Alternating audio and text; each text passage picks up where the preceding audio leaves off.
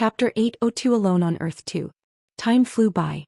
It was unclear to me how much time had passed, but I was aware that there was not much longer to go before Jezebeth would show up here on Earth. Had it been before by now, I would have been palpitating with fear over the prospect of Jezebeth coming, but at the moment I was rather calm. Nervousness stems from one's lack of confidence. If one wasn't confident in what they were up against, that'd be when one would start to feel nervousness. More than anything, I didn't have the time to even think about those matters. Your entire body is a mess. I don't understand why you'd let so many different types of energies roam inside of your body. I was currently being scolded, if one might call it that. When you made the decision to allow so many energies to enter your body, did the thought, more is better, cross your mind? No. I shook my head, keeping my head low at the same time. I just wanted to use methods that you wouldn't be able to predict or be familiar with. The room fell into an abrupt silence as a result of my words, and when I looked up, I saw my own love in his eyes. His face was as indifferent as it always had been, but for some reason he had a look that seemed to be looking down on me. I'll have to praise you for that.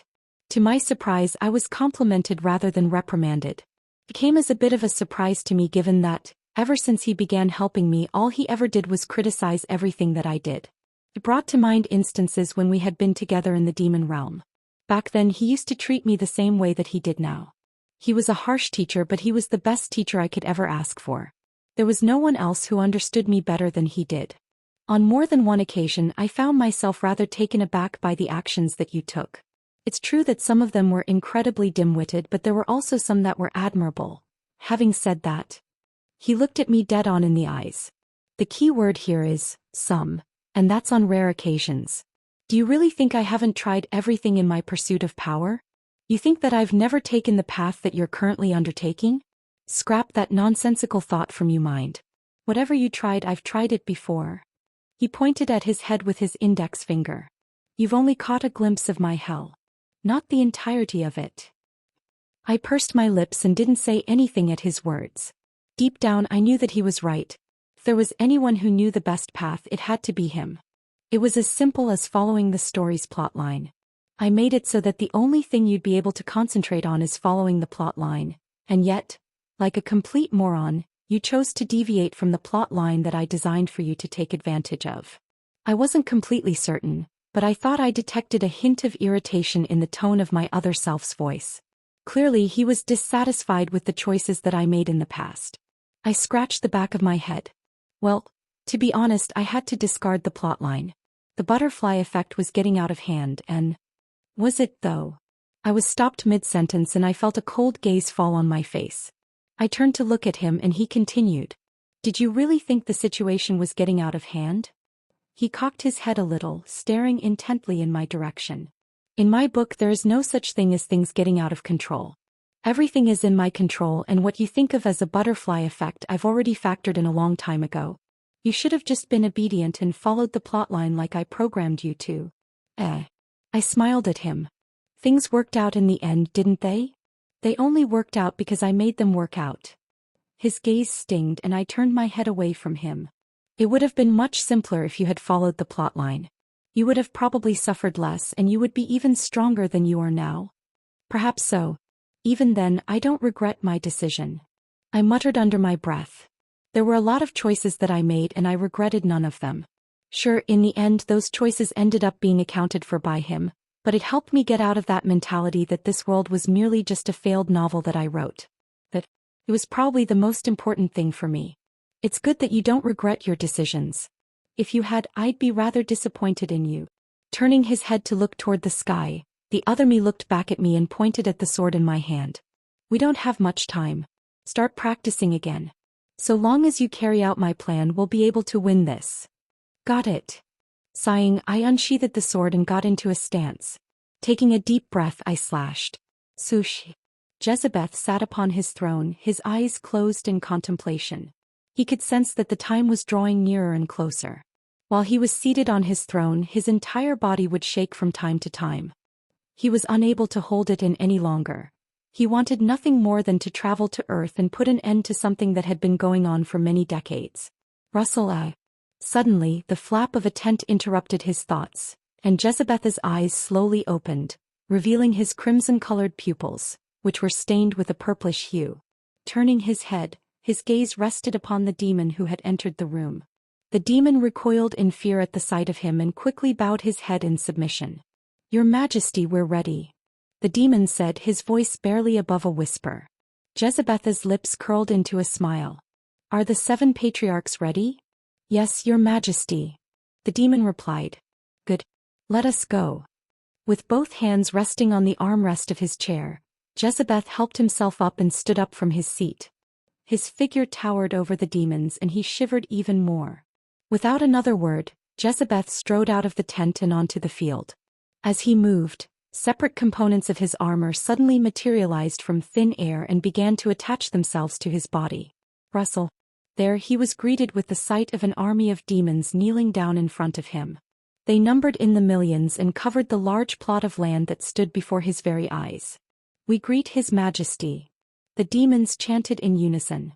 Jezebeth nodded in acknowledgement, his eyes scanning the assembled forces. He noted the 7 patriarchs, their presence imposing and formidable, and felt satisfied. They weren't as strong as him, but they were strong in their own right. He could also feel a certain something coming out of their bodies, and his confidence soared.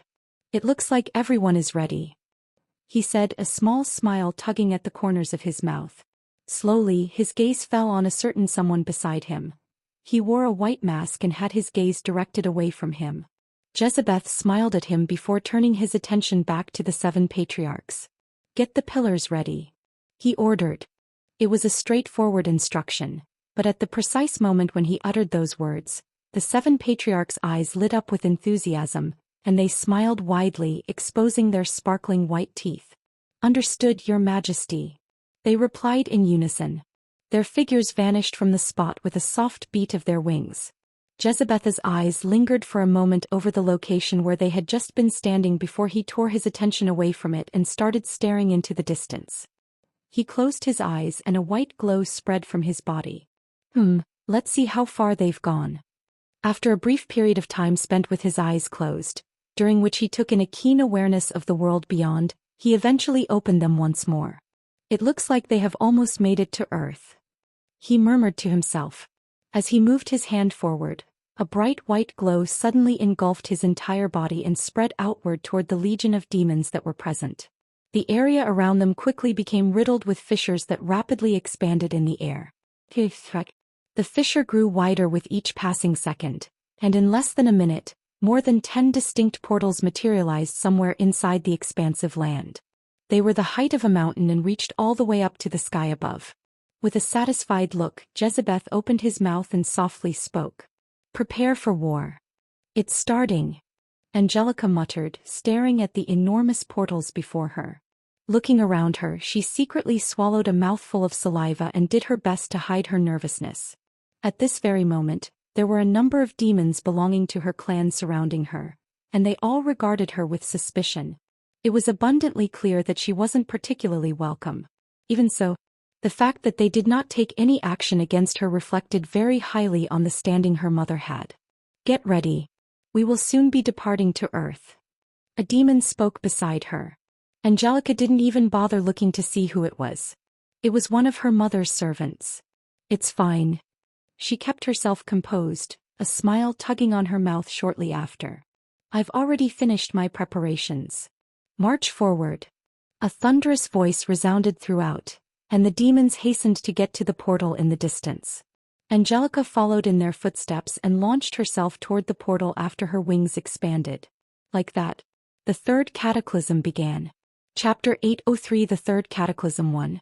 Earth. The blue sky above seemed to shimmer and vibrate.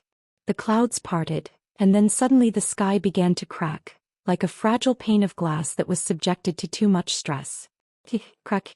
The first fracture appeared, jagged and rough-edged, and then another and another, until the sky was a spiderweb of broken blue glass. From within the cracks, shapes began to emerge, strange and distorted, like figures from another dimension breaking through into this one. Swoosh, swoosh, swoosh. Figures materialized into the sky, one after another. Their faces were pallid and drawn, their eyes sunken and haunted. They stumbled out of the cracks, their bodies haggard and trembling. "We're here. One of them cried out, a note of relief in his voice. "We've made it." Another echoed, sounding more exhausted than triumphant. After their emergence, more and more figures began to materialize from the fissure in the sky, eventually filling the entirety of the sky with their respective numbers. The sky above them had stopped cracking, but it remained a deep, unsettling shade of blue, like a bruise on the face of the world. Swoosh. As the last of the survivors emerged from the portal, they took stock of their surroundings. They were standing on top of what appeared to be a city, albeit one with peculiar building styles. The buildings were long and rectangular in shape, and the majority of their surfaces were covered in glass. Other than that, it was eerily silent. There were no sounds of life or movement, no signs of civilization or activity. Are we in the right place? This is Earth. The survivors gathered together, their faces etched with fatigue and anxiety. They were well aware that they had cheated death by a razor's edge and that it was only a matter of time before it caught up with them. At the moment, they were merely attempting to cling on to their last hope with the remaining forces on Earth. Soon the demons were going to come, and only one ending crossed their minds. The survivors could feel it in their bones, a deep primal fear that made their hearts race and their palms sweat. What's going on here? Where are all the humans? One of the elven figures said. Their eyes swept the area around them, and as they extended their mana in an effort to detect the presence of any form of life, they were surprised to discover that there was nobody in the immediate area. Confused and shocked, one of the elven elders voiced out their confusion. "Why is it like this?" "That's because I've made it like this." A soft voice echoed, and everyone turned their heads to see a human with short black hair and deep blue eyes. His gaze was calm and he appeared not far from where they were. "Who are you?" one of the dwarven representatives asked, her voice filled with caution. She was a short dwarven elder with dreadlocks. "Shouldn't that be a question I'm supposed to ask?" The human replied, his voice neither humble nor overbearing, but with a certain authority that made it difficult for them to rebut. An elven elder stepped out. He seemed rather amicable. "We apologize for the inconvenience. We have heard that you humans have signed an alliance with our races, and we've come here as reinforcements." The human's brow raised, and although his expression didn't change much, the way he looked at them made it seem as though he was seeing right through them. He didn't say anything after that and merely nodded his head. "I see, so you're the reinforcements," he said with no sincerity in his words. Perhaps there was, but his expression and voice were rather monotone. It was hard to get a good grasp on him. "We're in a rush for time. The demons are coming. Where is everyone?" An impatient orc suddenly opened his mouth and glared at the human who was standing off in the distance. They had just escaped from the demons' clutches, and yet, the moment they arrived on Earth, they found out that there was no one and that they were being looked down upon by a single human. His pride couldn't allow it. "Listen up, human. You either tell us where the other humans and members are or what?" A soft voice whispered behind his ear, and the orc's entire body turned stiff. He robotically turned his head, and his heart dropped at the sight of the human that had appeared without him even noticing. "How?" he stammered. He wasn't the only one shocked. The other members of the three races were also in disbelief. No one was able to catch a glimpse of how the human had moved. The human extended his hand and placed it on the orc's shoulder. His cold gaze fell on him, and for a short moment he didn't say anything. Even so, for the orc, that one short moment felt like an eternity, and his entire body started to tremble. Quite unruly for a bunch of fugitives. His words made the air tense as everyone looked at him with distorted expressions. "You think I don't know you're not reinforcements? Look at yourselves. Do you look like reinforcements?" His expression didn't change, but each one of his words struck the hearts of those present. "Know your place," he said, and those three words powerfully rang in the minds of the three races that had arrived. The human no longer paid them any attention and turned his head away from them to stare at the sky. "Do you seriously think you managed to escape because of your abilities?" he suddenly asked, gathering the attention toward him once again. "What do you mean?" one of the dwarven delegates asked. "We just barely managed to escape from the demons. In fact, a lot of our forces fell in order to let us escape. If there's one thing I'm sure about, it's that our escape was not a mere coincidence." "Heh." The human's eyes locked with the dwarven delegates, his gaze heavy with what could only be described as pity. The dwarf furrowed his brows in response, sensing the disdain that was emanating from the human's every word. The same went for the others. Before any of them could utter a sound, the human spoke up. "You're wrong on every level," he stated, his voice cutting through the tense silence. The human shook his head, his eyes trained upwards as if looking for something. "You didn't escape because of your own efforts," he continued, his voice laced with indifference. "You managed to escape because they let you." "What did you say?" The delegates from the three races exchanged glances, their faces twisting in anger. His words left a bitter taste in their mouths. If that wasn't bad enough, the human wasn't finished yet. "I don't even need to look at you to understand why you've lost so miserably." He spat out, his words sharp as a blade. "You're a mess. Each and every one of you is selfish and prideful, and while you're trying your best to hide it, I can see that you all carry a certain contempt toward each other." The delegates remained silent, but their eyes betrayed the frustration they felt. It was true that there had been a clear divide between the three races, even before the war had broken out. But they had always thought that they were united in their goal to defeat the demons. The human's voice rose in pitch, his annoyance becoming more palpable by the second. "Your commands are a mess and everything about you is a mess. In short, you guys are nothing but a messy burden that will only lower our chances of survival. What gives you the right to come here demanding anything? How dare you? Do you know what we've gone through the past few decades? Do you know the only reason Earth is still here is because of us?" The delegates were starting to lose their patience, but the human didn't seem to care.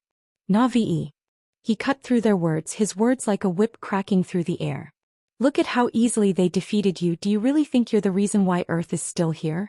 In the first place, the reason why you managed to escape is not because of you but because the demons let you. And the sole reason for that is quite obvious. They want you to weaken us with your disorganization." The human turned his head to the sky, a smirk forming on his lips. "Isn't that right, Jezebeth?" Rumble-a, rumble-a. A deep, thunderous rumble echoed through the air, and the mana around them began to shift and distort. The ground shook beneath their feet as an imposing figure emerged from the sky. The being's figure seemed to blend in with the world around him, and his long white hair fluttered in the wind. His eyes glowed with an otherworldly light, and his presence alone was enough to make everyone tremble. He was none other than Jezebeth, the Demon King. "Indeed." Jezebeth spoke, his voice like thunder. "As expected of you. You saw right through my intentions." Chapter 804, The Third Cataclysm 2. "I've been told that multiple times," Rin replied in a soft voice, his gaze fixed on Jezebeth.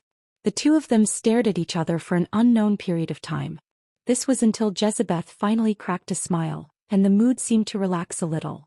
"It's been a while since we've last seen each other. How have you been?" "I've been better." "Something annoying happened? You think?" Rin cocked his head, his gaze pointing right at him. "Oh no," Jezebeth looked dismayed. "You couldn't be talking about me, right?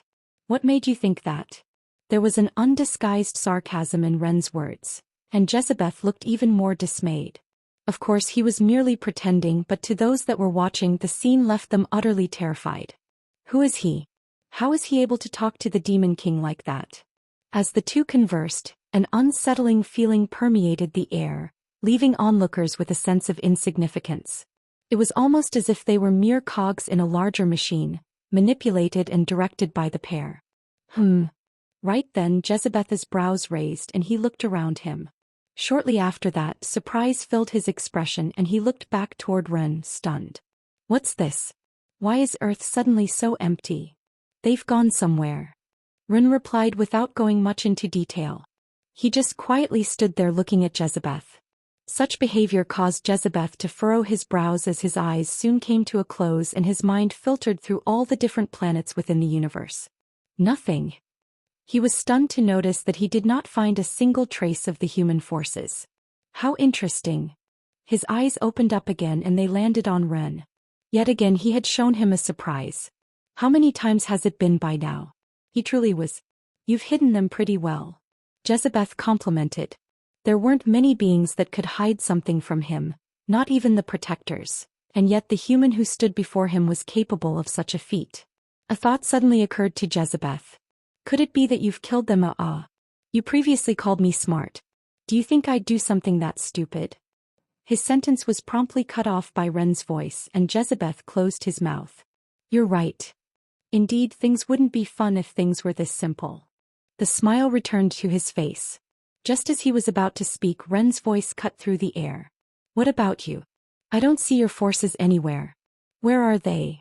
About that. Jezebeth looked behind him and the smile on his face widened. They're just about to be here. Seconds after his words faded, a strange sensation rippled through the very fabric of the world. It started as a low hum, barely perceptible at first, but quickly grew into a powerful vibration that shook the earth to its core. Rumble. Rumble.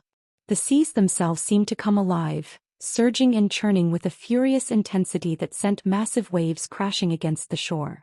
The very earth itself seemed to shift and heave, with deep, jagged cracks forming on its surface.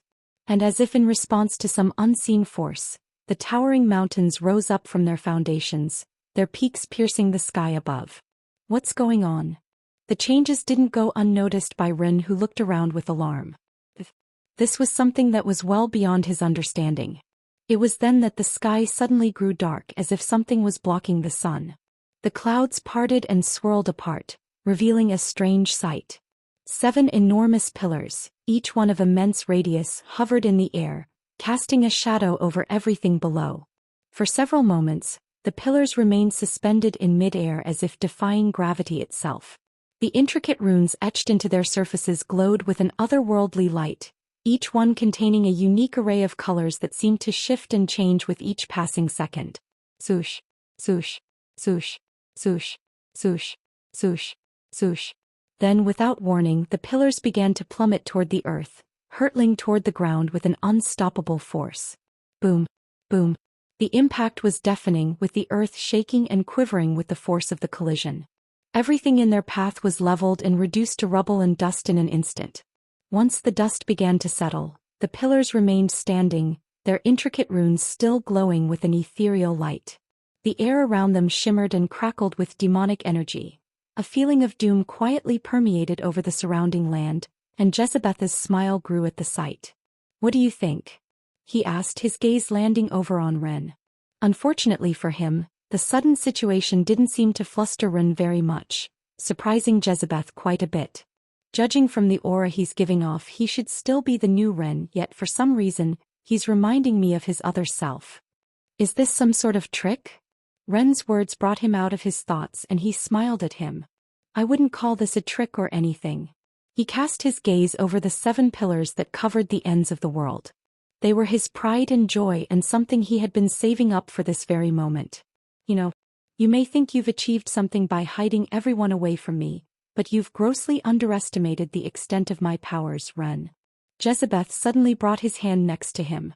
Just because I can't tell where they are doesn't mean I can't bring them to me. With a smile on his face, he snapped his fingers. Snap. I may not be able to sense them, but if they contain mana and aura, they can't escape from me. The world around Ren turned completely white, and everything within his vicinity disappeared. The world around him started to shift once more and grass appeared beneath his feet. The sky became blue once more and trees started to sprout from the ground. A gentle breeze blew past and a white table appeared not so far from where he was. Beside the table were 2 chairs and a set of teacups materialized on top of the table. Steam rose from within the teacups as a murky liquid poured itself in. Jezebeth appeared shortly after that, sitting himself down on one of the seats. Extending his hand, he gestured toward the seat opposite him. Have a seat. Ren didn't utter a single word, but his feet moved on their own and he sat down in one of the chairs. Extending his hand, Jezebeth grabbed one of the teacups and took a gentle sip. Smacking his lips, he showed a satisfied look. Have a try. It's quite good. It's something I've gotten from Lemlock, a planet from a distant galaxy. I've been saving it up for this day. Ren stared at the teacup for a moment, then brought his hand forward and similarly took a sip of the tea. It wasn't too bad. Jezebeth started to speak, leaning his back against the chair and fixing his gaze toward the sky. I've had a similar conversation with the other you in the past. I still remember the conversation the 2 of us had back then. It's been stuck with me for quite a while, and it truly is a pity that the 2 of us could never work together since our interests conflicted. Jezebeth paused and took another sip of his tea. That being said, he put the teacup down and stared at him. Now that the one I'm facing is not him, perhaps I can change your mind. With a smile on his face, Jezebeth's body turned and he waved his hand in the air. Swoosh, swoosh, swoosh. A succession of rectangular projections emerged in the air, one after the other. Over the course of a few seconds, the number of them increased to well over 100, and Ren's attention shifted to face them. It was much to his surprise that he caught sight of people he was familiar with inside of them. All of them were standing in different environments, some together, some not, and were currently standing in front of a large horde of monsters and demons. This right here, Jezebeth spoke, is the beginning of the end. Welcome to the world within the pillars. Chapter 805, The Third Cataclysm 3. Things were quiet in Amora, as they had been for quite a while now. The time for the impending war was about to come. Everyone was sure of it as they had been warned beforehand. The city streets of Amora were filled with a palpable sense of unease, and individuals clad in armor were seen roaming the area. Are you ready? The portal should be opening any time now. Emma turned to Amanda, who had been keeping a low profile while standing next to her. She was standing still, staring silently over the vast area of land that was in front of her while her bow was firmly held in her hand. How long had it been since she'd last seen him? He had promised her he'd visit every week, which was about 10 weeks in here, but... Liar. He had only come once in the past and never returned since. She was obviously aware that he was most likely busy and that he did not have the time to visit. Or perhaps there were other circumstances that prevented him from returning, but even so, she still couldn't help but feel a little indignant over the situation. It had been years since she had last seen him and she missed him. Don't worry, we'll meet him soon enough. When we get there, you can scold him or beat him to your heart's content however you see fit. Emichum. Amanda nodded her head at Emma's words. Indeed, she was going to be seeing him soon. She wasn't sure whether she'd beat him or scold him like Emma was saying, but she was certainly not going to let this slide once everything was over. It looks like the two of you are ready. Right then, Jean appeared in the distance. He was wearing a black coat and had his hands in his pockets as he walked calmly toward them. A cigarette was wedged between his lips, and as he inhaled, smoke drifted out into the air. Pinching the cigarette with his fingers, Jean let out a puff and flicked it away. Are the two of you ready? We've prepared as much as we could have.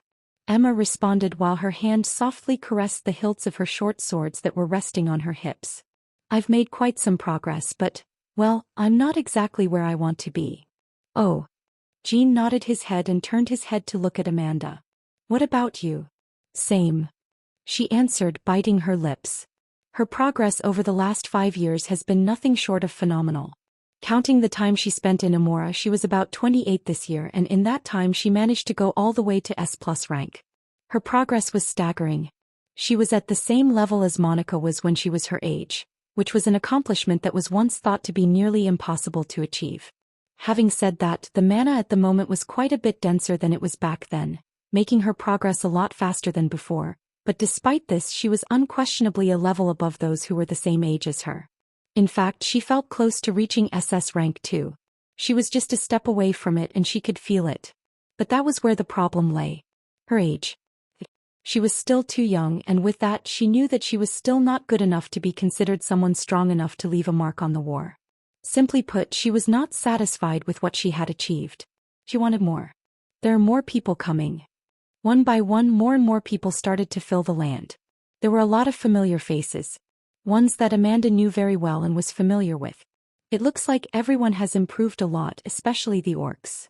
Pointed out by Emma, Amanda's eyes squinted, and her gaze fell on a group of orcs in the distance. She was taken aback by the pressure that was emanating from their bodies. It was completely different from anything else she had ever experienced. It's true, they've improved a lot. And not just by a small margin. It appears like this place truly was useful for their improvement. Jean remarked, seemingly impressed by what he saw.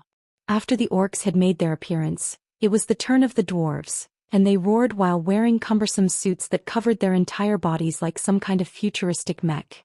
With each step that they took, an imprint would be left behind on the ground, and while they were holding onto large artifacts that resembled guns, they began to assemble in the area that surrounded them slowly. The elves were the very last to arrive, and in place of their customary ornate attire, they wore leather armor with intricate purple rune decorations that intermittently appeared and vanished. It looks like Emma was never given the opportunity to complete her sentence. At precisely the moment that Amanda's attention was drawn to the elves, the world abruptly began to spin and went completely white. She didn't have much of an idea what was going on, but she didn't have much time to think about it as her entire body started to spin. Whoa! Thump. Before she realized it, she felt her body land on something hard and she took a deep breath. Instantly, her lungs filled up with air and her mind cleared up once again. After she came to, she noticed that her body had begun to sink. She reached her hand behind her to pull herself up, and as she did so, she felt a rough texture and her hand began to sink as well. Where am I? When she looked around, she was stunned to see that she was in a desert-like landscape. Sand dunes dominated her peripheral vision, and a blood-red sun hung in the sky above her. The sky was a dark gray color and the air was very dry. She was surrounded by sand. What's going on? As she looked around her in disbelief, a plethora of questions started to run through her head. Despite all the questions she had, she managed to keep her composure and slowly help herself up. When she looked around, she saw that she was the only one present in the desolate world. Or so she thought. There's someone else over there? She hesitated. With her sharp eyes, she was able to catch a glimpse of a figure in the distance. They had human features and appeared to be wandering around without a destination. They appeared to be a male, but their face was old and wrinkled, and their eyes were sunken in, as if they hadn't eaten anything for a very considerable amount of time. He had both hands on the ground, and his back was hunched as he took hesitant steps forward while wandering around aimlessly. He seemed desperate for help. Could it be a trap? Amanda pondered while she kept her gaze fixed on the person off in the distance. He wasn't very strong, but she never evaluated someone based on how strong they appeared on the surface. She had learned her lesson the hard way. Answers were what she needed at the moment, and the human over there might have been able to give her the answers that she was looking for. But after giving the matter some thought for a while, Amanda shook her head and decided against approaching the human. It's too risky. In this unfamiliar world, Amanda knew better than to trust anyone. The only one she could trust was herself, and thus, turning her gaze away from the human, she ran in the opposite direction. One way or another she was going to find her answers. Swoosh. As her form faded into the distance, the surrounding area went back to its previous state of utter silence. A split second after Amanda's figure vanished, the human who Amanda had been looking at before halted, and his eyes landed on the spot where Amanda had gone. Prick, prick. A series of cracking sounds erupted out of nowhere, and the figure suddenly began to mutate, transforming into the appearance of a tall and menacing demon. And here I thought my disguise was perfect. His words seemed to carry some sense of disappointment.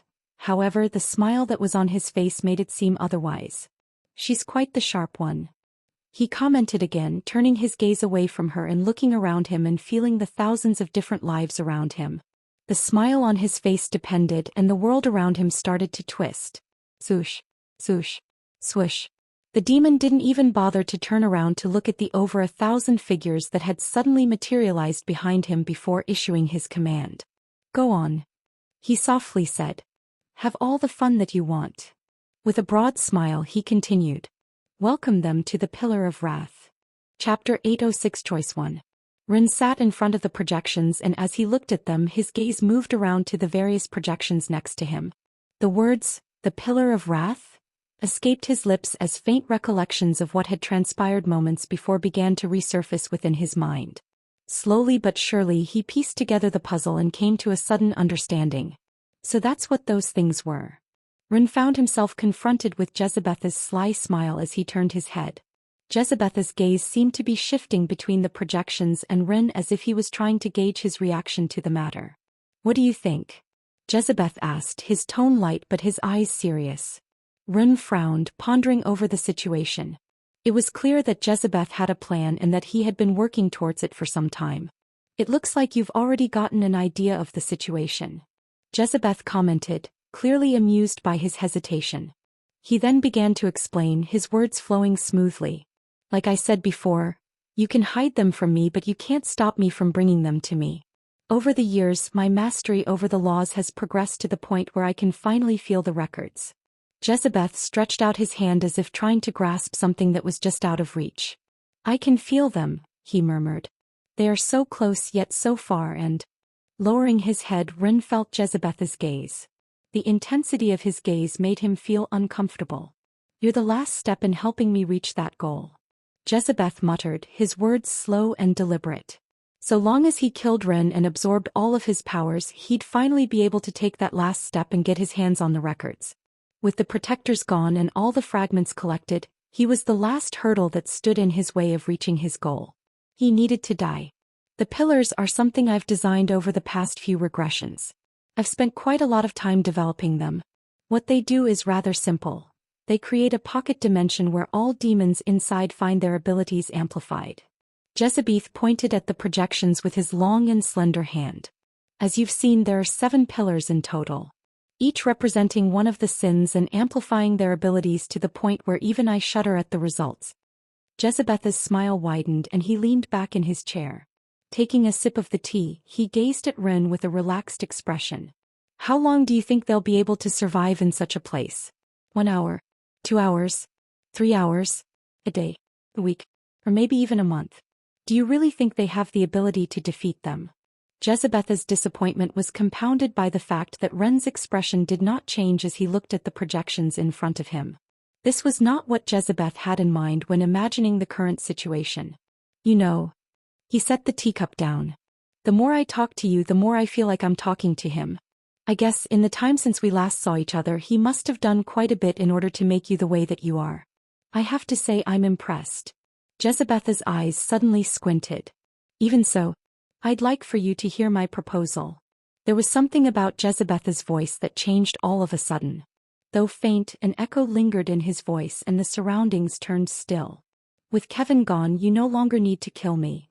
If in the past Ren had no choice but to defeat Jezebeth in order to free himself from his unfortunate circumstances, this time around things were very different. Ren no longer needed to kill Jezebeth in order to liberate himself from his suffering. You should be well aware of what my goal is by now. I want the records and I will do anything in my power to get them. Jezebeth turned his head to look at Ren. It's a bit of a pity, but in order for that to happen, I need you to die. There were no emotions in his words as he gazed at Ren. The situation was simple. In order for him to get to the records, he needed to get his hands on the remaining powers that lingered inside of Ren. So long as he gained access to those powers, he'd finally get his hands on the records and, in a way, control the entire universe.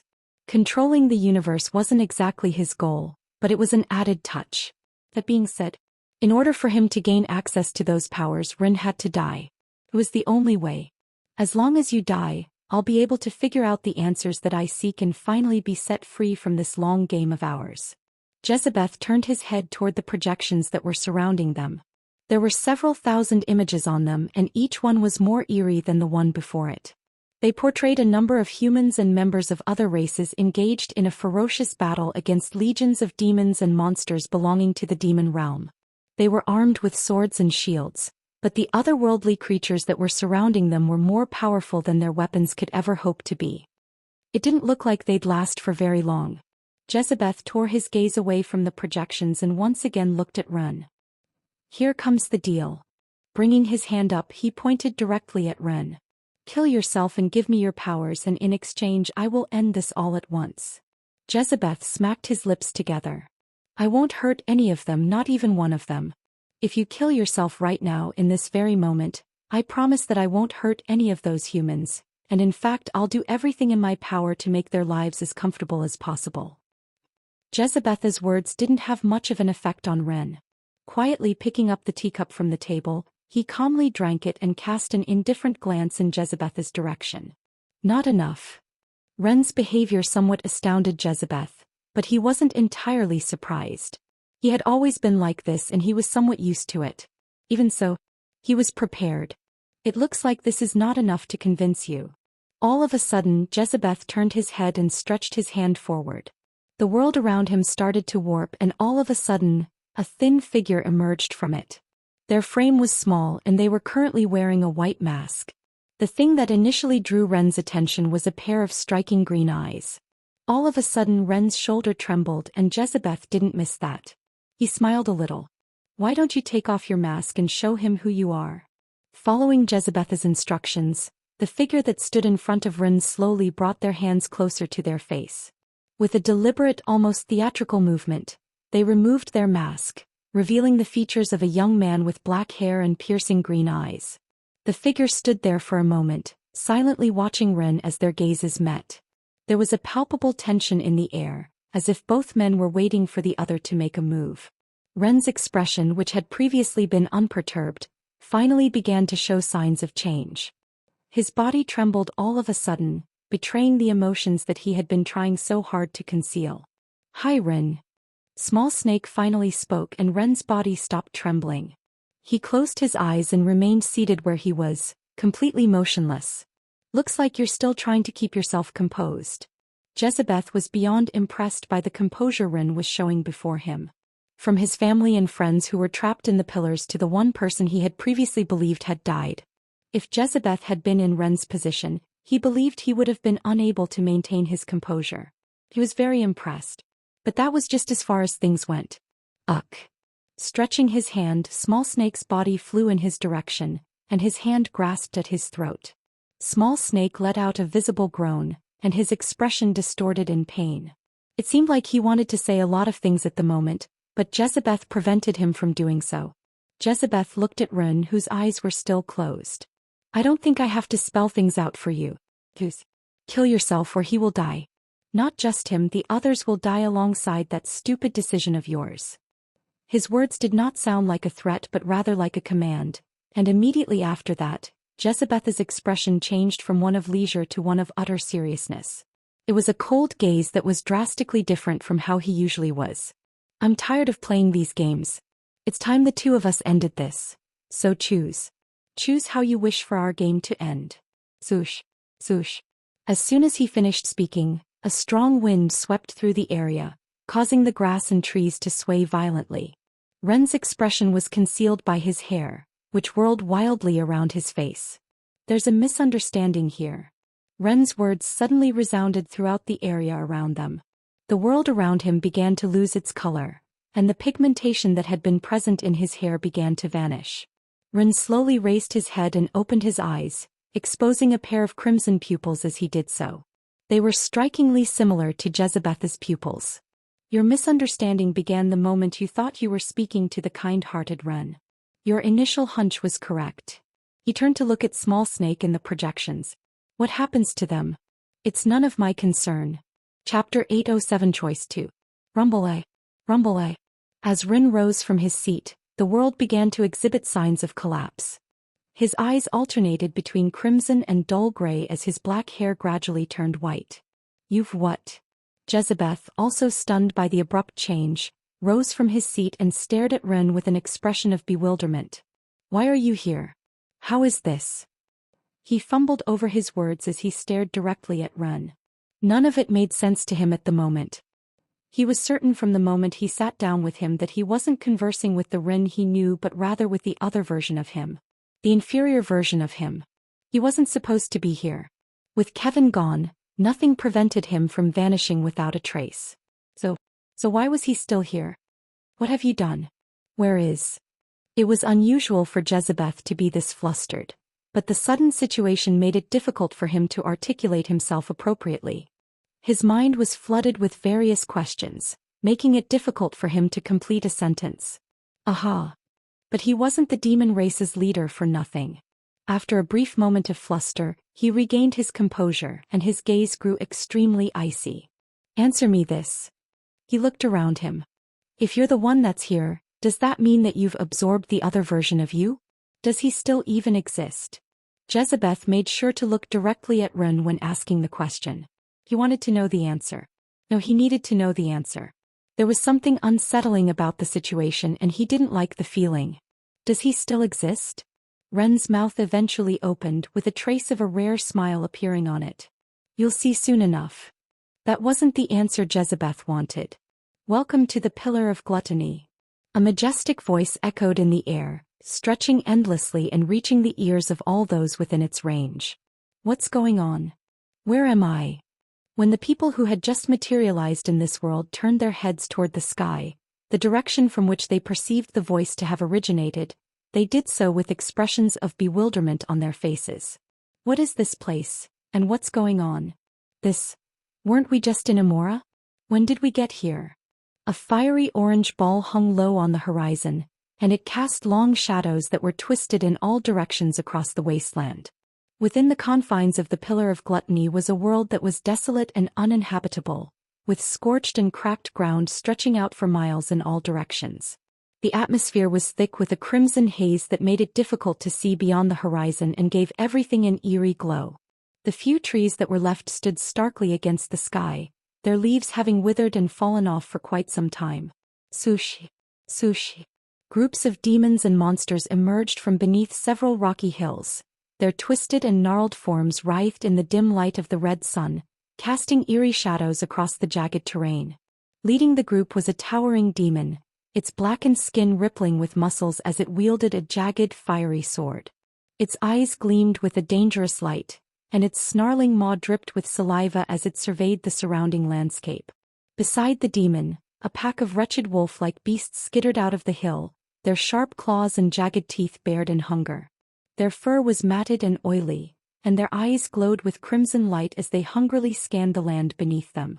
Following them, a group of winged fiends took to the air, their leathery wings casting shadows as they soared overhead.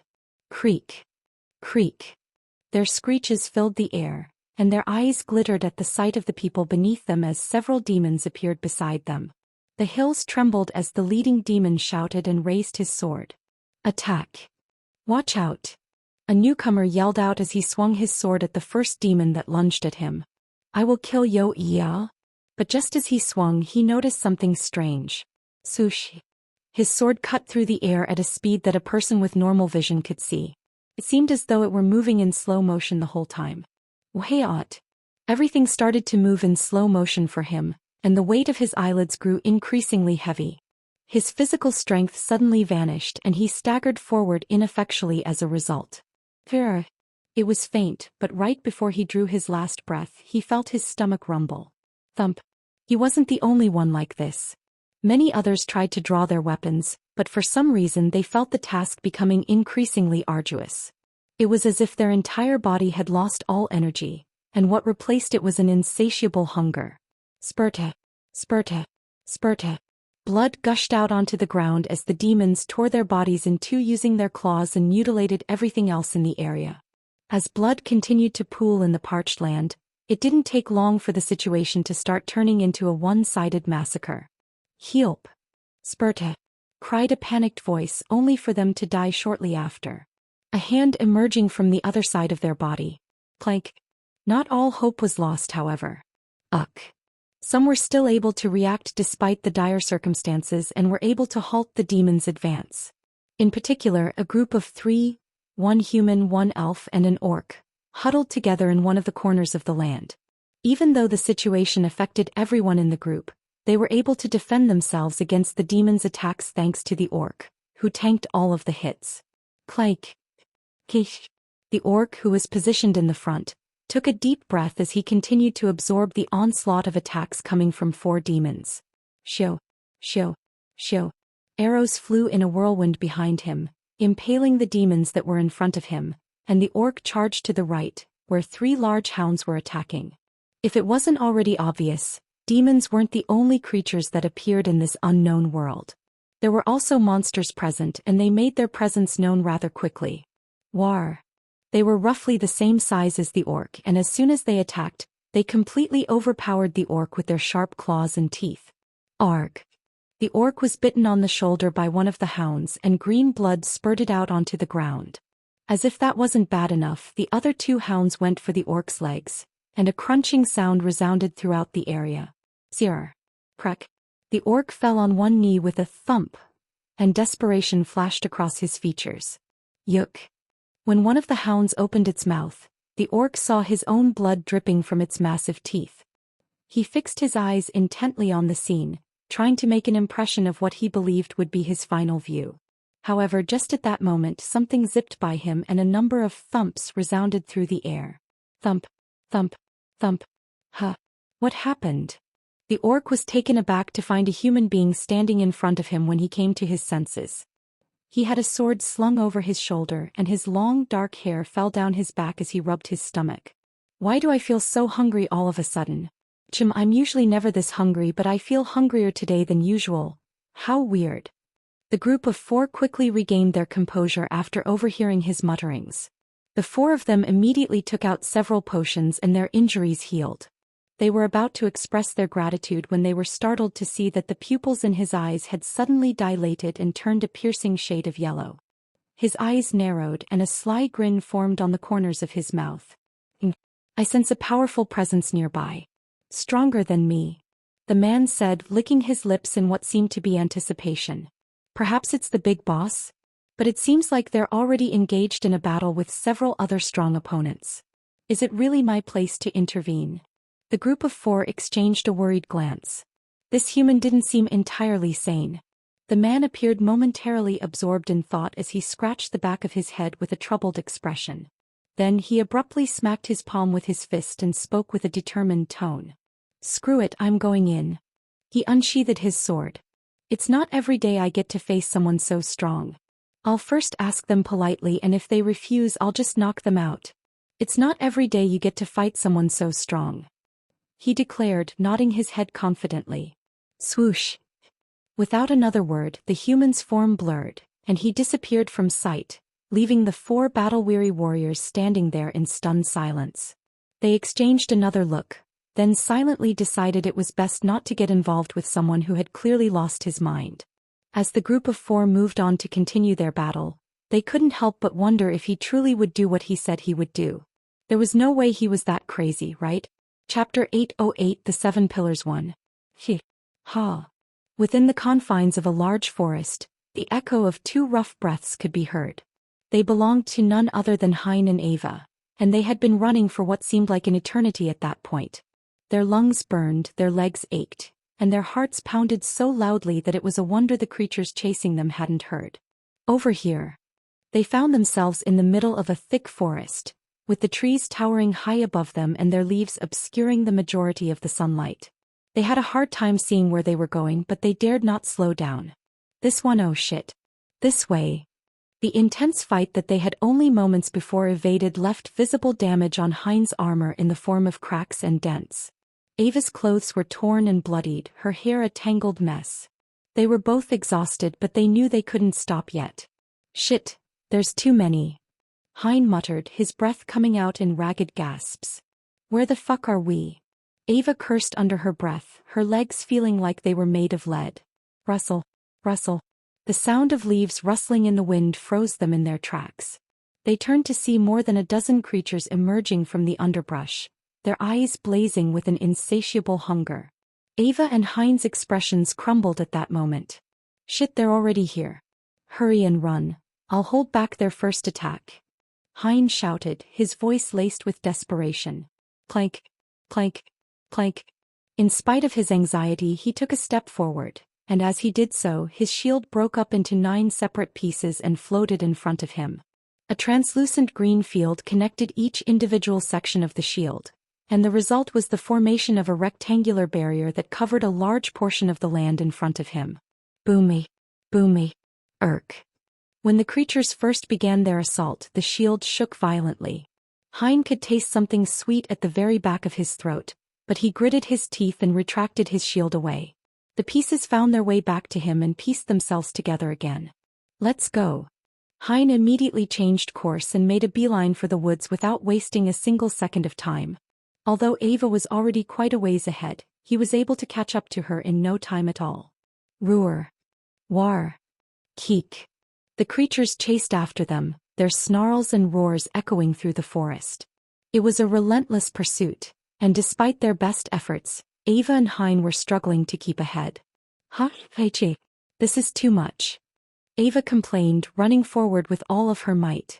They had been at it for several hours, and despite the fact that they had a number of potions available to them, she found that her strength was waning rather rapidly. Ava was beginning to worry about whether or not they'd be able to emerge from the forest alive. The creatures did not show any sign of stopping their pursuit. Hein too was starting to feel the weight of their situation. They had managed to fend off the first wave of attacks, but they knew that more creatures were lurking in the shadows, waiting to strike. That wasn't all. What truly made the situation difficult for them was the strange scent that lingered in the air. For some reason they found their breaths become heavier and heavier because of it. "We have to keep going," Hein said, his voice low so as not to attract any attention. "We have to get out of the forest. Whatever is here, we have to get away from it. We're fucked if we don't get out of here." Ava nodded, determination written all over her face. Together they pushed on through the dense forest, their feet pounding against the ground as they ran for their lives. "Ava, can you not use your flute at all? You think I'd hear our—" Ava halted herself in the middle of her sentence, and her feet began to gradually slow down until they came to a complete stop. Why are yo?" The same was true for Hein, who looked ahead and found that his already pale face had become even paler. Licking his lips, which had gone dry, he turned to look at Ava. "We're fucked, aren't we?"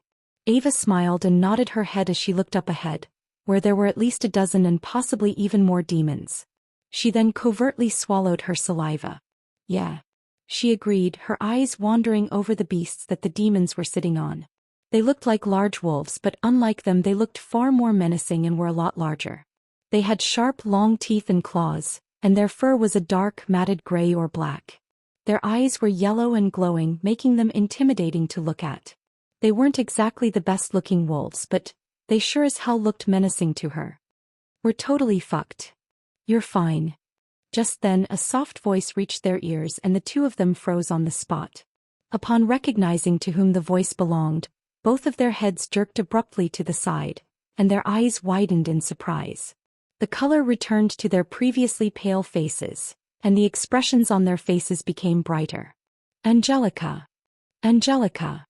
It looks like the two of you have improved a lot." Standing behind them with a thin smile on her face, Angelica gazed at the two of them. It had been a while since she had last seen them, and the two of them looked stronger than the last time she'd seen them. "We had a lot of time to improve."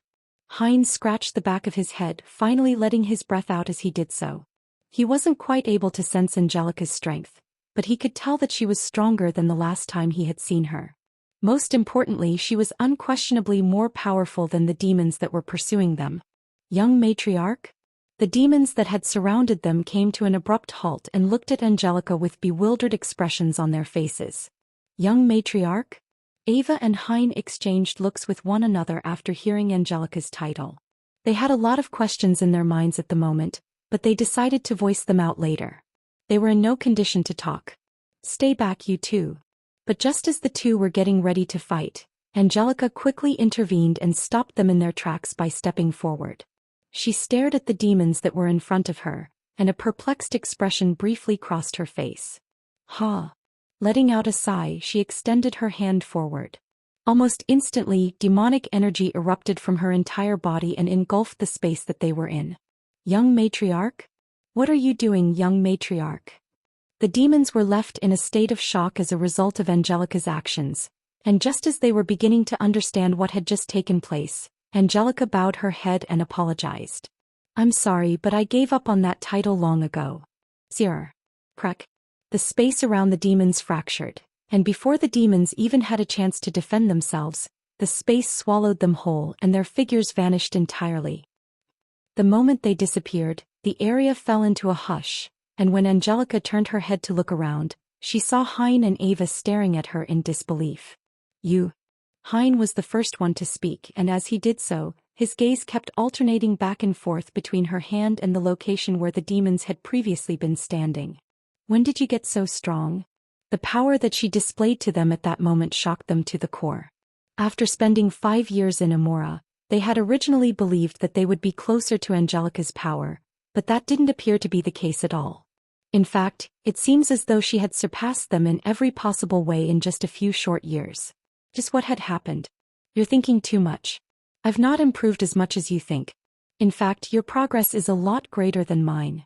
Angelica smiled, taking in their reactions. When she reached out her hand, 2 floating contracts appeared in front of her, and she gave one to Ava and the other to Hein. "Here, take them." "What's this?" "Devil contracts." Angelica replied, her tone clear and direct. Before Hein and Ava could voice their shock, she continued. I'm sure you're already aware of it, but the place in which you currently find yourself places limitations on your abilities. The world contained within the pillars was almost entirely devoid of mana and entirely brimming with demonic energy.